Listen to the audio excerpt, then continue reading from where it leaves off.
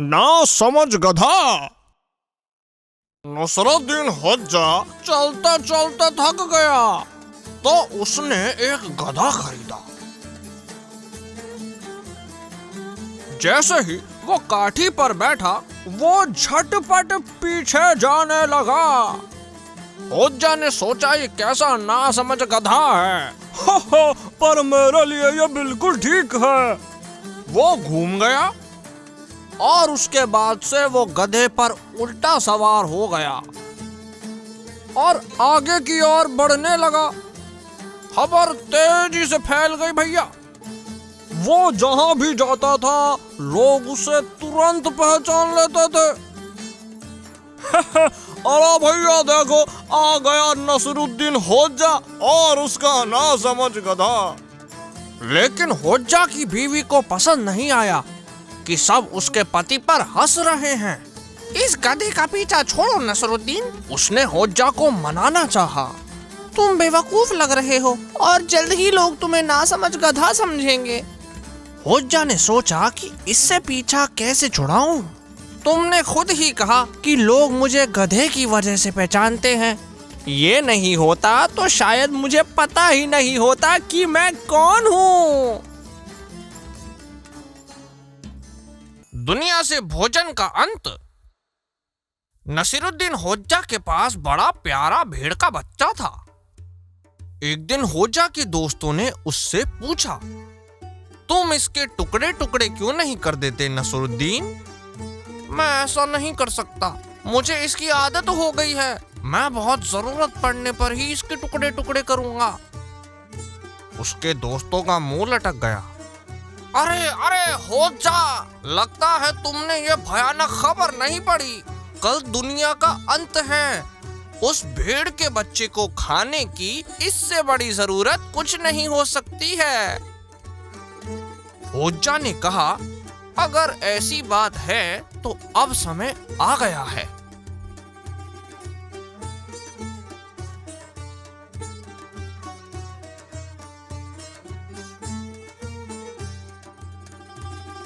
वो पकाने के लिए लकड़ियां इकट्ठा करते हैं और नदी के किनारे उन्हें जलाते हैं। दोनों ने खाना बनने तक नदी के ठंडे ठंडे पानी में तैरने का सोचा, लेकिन आग बुझने लगती है। होज्जा ने जैसे ही देखा, उसने अपने दोस्तों के कपड़े लाकर आग में डाल दिए। होज्जा, दिमाग खराब है, तुमने हमारे कपड़े आग में फेंक दिए। ओ मेरे प्यारे दोस्तों, अब तुम्हें कपड़ों की कोई जरूरत नहीं है। खुश रहो, कल दुनिया का अंत है। तुमने ही तो खबर सुनाई थी। चिट्ठी में क्या लिखा है? एक दिन एक साधारण महिला नसरुद्दीन होज्जा के पास आई। उसके पास एक चिट्ठी आई थी जो पढ़ने में मुश्किल थी। उसने नसीरुद्दीन से पूछा कि चिट्ठी में क्या लिखा है। होज्जा को खुद पर शर्म आ गई क्योंकि चिट्ठी उसकी भी समझ से बाहर थी। उसने कुछ देर उसे देखा और उलट पुलट घुमाता रहा, लेकिन फिर भी समझ नहीं आया कि उसमें क्या लिखा है। अंत में बड़ा समझदार बनने का दिखावा करके चिट्ठी को पढ़ना शुरू करता है। एक आदमी, बहुत सारे पैसे, तुमसे बहुत प्यार करता है। अरे बहन, मुझे लगता है तुमसे कोई शादी करना चाहता है। लगता नहीं कि ऐसा हो सकता है, क्योंकि ये चिट्ठी टैक्स ऑफिस से जो आई है। ये टैक्स ऑफिस से आई है? तुमने मुझे पहले क्यों नहीं बताया? होज्जा ने डांटते हुए कहा। तब तो चिट्ठी का मतलब ही कुछ और हुआ। एक आदमी चाहता है बहुत सारे पैसे तुमसे। अगर पहले बता देती कि चिट्ठी कहाँ से आई है तो मैं उसे वैसे पढ़ता ना। एक चतुर बिल्ली। नसरुद्दीन होज्जा ने बाजार से दूध खरीदा और घर लाकर अपनी बीवी से कहा, इससे मेरे लिए एक अच्छा सा केक बनाओगी? बजाय एक मीठे केक के उसने एक सादी ब्रेड बना दी। अगले दिन होज्जा फिर से दूध लेने गया। भाग्यवान, इसमें बहुत सारा शहद डाल दो। सुना तुमने? कम से कम मैं मीठा दूध तो पी पाऊंगा। लेकिन बीवी ने फिर से होज्जा को भूनकर सादी ब्रेड दे दी। तीसरे दिन वो फिर से दूध घर ले आया और प्यार से बीवी से पूछा, कम से कम इस दूध को तो गर्म कर सकती हो। लेकिन जब उसे फिर से सादी ब्रेड मिली तो वो आपे से बाहर हो गया। मैं 3 बार दूध खरीद कर लेके आया, लेकिन तुमने एक बार भी मेज पर नहीं रखा। ऐसा क्यों? हाय दैया, हमारी बिल्ली चोर है, हमेशा ही दूध चुरा लेती है, बीवी ने कहा। नसरुद्दीन ने एक भी शब्द नहीं बोला।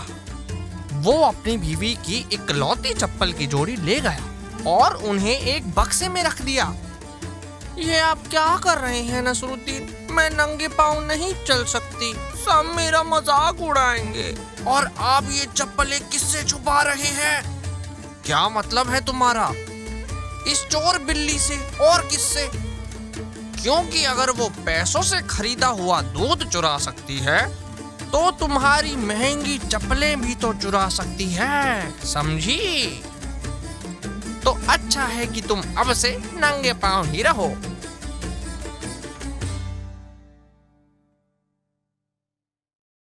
अंजीर या तरबूज। नसरुद्दीन होज्जा जिले के न्यायाध्यक्ष को उपहार देना चाहता था। उसे अपने गोदाम में एक बड़ा तरबूज और मुरझाए हुए अंजीर मिले। उसने सोचा, इनमें से कौन सा उपहार की तरह दिया जाए। वो फैसला नहीं कर सका। हाय दैया, यूं पुतले की तरह मत खड़े रहो, उसकी बीवी ने डांटा। ये तरबूज बड़ा और रसीला है, तो क्या ये मुरझाए हुए अंजीरों से ज्यादा अच्छा उपहार नहीं हुआ? लेकिन उसका होज्जा को समझाना फालतू था, क्योंकि उसने अंजीरों को ही चुना, उन्हें उपहार बनाया और ले चला। जब उसने मुरझाए हुए अंजीरों को न्यायाधीश के सामने खोला तो न्यायाधीश गुस्से से लाल हो गया। होज्जा, तुम मेरे लिए ये सड़े गले मुरझाए हुए अंजीरों का उपहार लाए हो? फिर वो अंजीरों को उठाकर एक एक करके होज्जा के सिर पे फेंकने लगा। हर बार अंजीर के पड़ने पर वो धन्यवाद कहता। अंजीर उसके सिर पर पड़ रहे थे। धन्यवाद, धन्यवाद, अरे धन्यवाद प्रभु।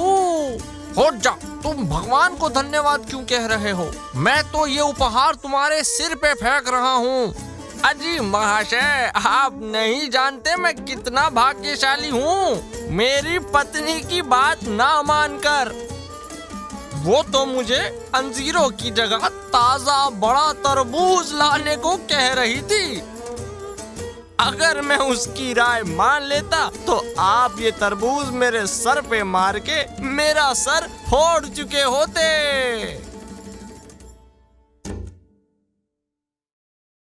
ऐसे होता है खाना पतला। एक गांव वाले ने नसरुद्दीन होज्जा के लिए एक तोहफे में खरगोश खरीदा। होज्जा ने उसका स्वागत अच्छे से किया और उस खरगोश को खाने के लिए पका दिया, जिसे खाकर दोनों का पेट भर गया।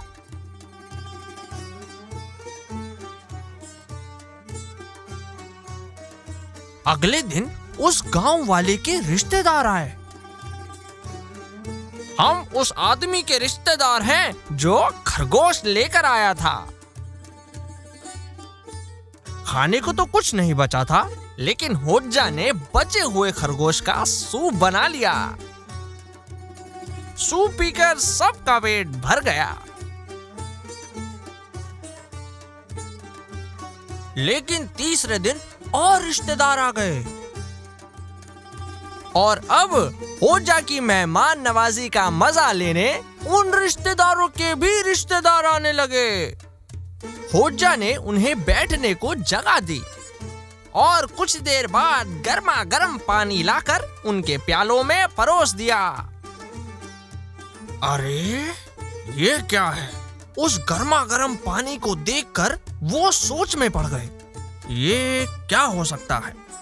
मेरे प्यारे दोस्त के रिश्तेदारों के प्यारे रिश्तेदारों, ये जो गर्म पानी आपने अपने प्यालों में पिया है वो उस खरगोश का था जो हमने पकाया था।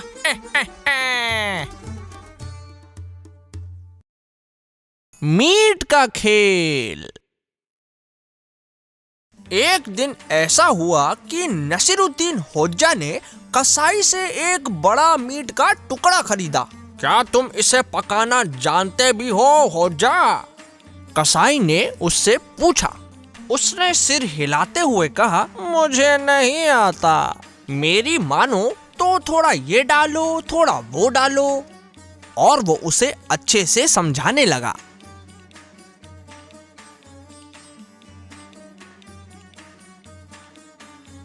होजा ने बड़े ही ध्यान से सुना और तो और सब कुछ एक कागज पे लिख लिया ताकि कुछ न भूले। जब वो गधे पर सवार होकर अपने घर जा रहा था तभी एक चील उसके हाथों से मीट का टुकड़ा छीन लेती है।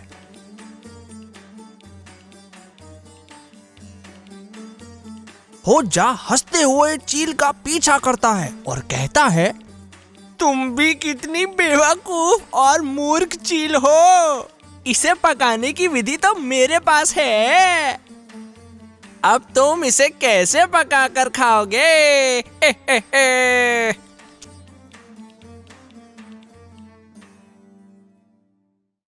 विशेष प्रयोग। एक बार की बात है, नसरुद्दीन होजा किसी महत्वपूर्ण विषय पर नगर के न्यायाधीश से बात करना चाहते थे। जब उसने उसे अपनी सवारी पे देखा तो उसे तुरंत आवाज लगाई, महोदय, मुझे आपसे कुछ जरूरी बात करनी है। मैं तुम्हें सुन नहीं पा रहा, तुम बहुत दूर हो। न्यायाधीश ने जवाब दिया और अपने रास्ते चल दिया। अगले दिन होजा ने उसे फिर से सड़क पर देखा और उसे आवाज लगाई, महोदय, क्या आप मुझे अपना थोड़ा सा समय दे सकते हैं? माफ कीजिए, आपको इतनी दूर से नहीं सुन पा रहा।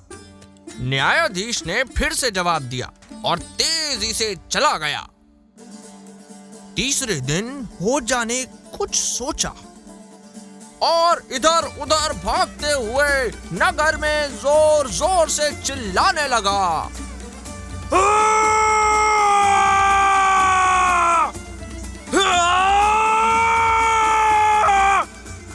लोग उसकी आवाज सुन के पागल होने लगे। उन्होंने न्यायाधीश से शिकायत कर दी। ओहो होजा, तुम ये क्या कर रहे हो? वो गुस्से से चिल्लाया। अरे महोदय, मैं तो बस प्रयोग कर रहा हूँ, होजा ने समझाया। मैं पहले जोर से चिल्लाता हूँ, फिर अपनी आवाज से आगे निकलने की कोशिश करता हूँ। इस तरह मैं पता लगा सकता हूँ कि मेरी आवाज कितनी दूर तक सुनाई देती है, ताकि मुझे पता चल सके कि कितनी दूर से मेरी आवाज आप तक पहुँच सकती है।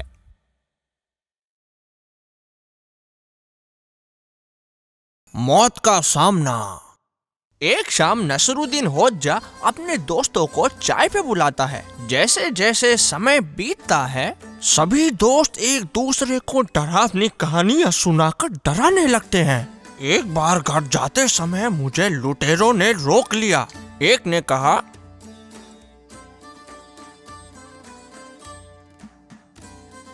मैं एक बार लकड़ियां लेने जंगल गया और एक बहुत बड़े भालू ने मुझे रोक लिया। दूसरे ने डींगे हाँकते हुए कहा, अरे जो भालू तुमने देखा वो उस खून पीने वाले राक्षस के आगे कुछ भी नहीं था, जिसे मैंने अपने पैरों से कुचल दिया। तीसरा जोर से बोला।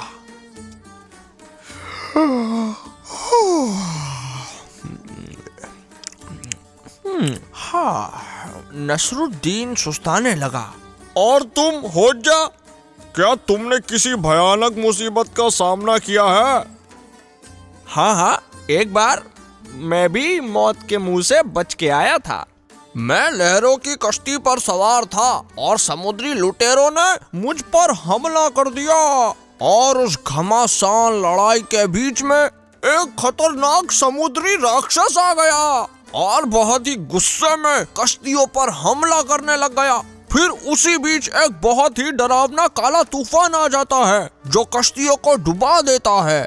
लुटेरे, कश्तियां, यहाँ तक कि राक्षस भी सब नष्ट हो गए। एक मिनट हो जा, समुद्री राक्षस भी? अच्छा, तो फिर तुम कैसे बच निकले? कैसे? तो बात यह है कि मुझे कश्ती में होना चाहिए था, लेकिन मुझे निकलने में जरा सी देरी हो गई थी, तो कश्ती बंदरगाह से मेरे बिना ही निकल गई। कैसी मेहमान नवाजी? एक बार नसरुद्दीन होज्जा किसी दूर शहर में गया। वो एक मिठाई की दुकान पे रुका। तुम बताओ मुझे क्या लेना चाहिए? उसने दुकानदार से पूछा। अगर मैं तुम्हारी जगह होता तो मैं सब लेता। दुकानदार ने मिठाइयां दिखाई, लेकिन वो एकदम से हैरान हो गया क्योंकि होज्जा ने मिठाइयों को फटाफट खाना शुरू कर दिया था। दुकानदार को गुस्सा आ गया। उसने बेलन उठाया और होज्जा को डांटना शुरू कर दिया। अच्छा, ठीक है भैया, तुम परेशान मत हो, मैं खुद ही सब कुछ खा लेता हूँ। नसरुद्दीन मुस्कुराया। दुकानदार ने बिना किसी देरी के होज्जा को पीटना शुरू कर दिया। अब होज्जा और तेजी से खाने लगा। क्या ये आखिरी वाला भी? कराहते हुए दुकानदार बोला। अगर तुम कहते हो तो, होज्जा ने कहा, और वो आखिरी बची मिठाई भी खा गया। अब उसने पानी के लिए पूछा। पानी चाहिए तुम्हें? गुस्से में दुकानदार बोला। उसने होज्जा को उठाया और पानी के कुएं में फेंक दिया। नसरुद्दीन ने बहुत सारा पानी पी लिया। फिर वो कुएं से बाहर आया। उसके बाद वो दुकान में वापस गया, पूरा भीगा हुआ। मेहमान नवाजी के लिए शुक्रिया मेरे दोस्त। अब तो मैं हर किसी को तुम्हारी बढ़िया मिठाइयाँ, तुम्हारा बढ़िया पानी और तुम्हारी मेहमान नवाजी के बारे में बताऊंगा।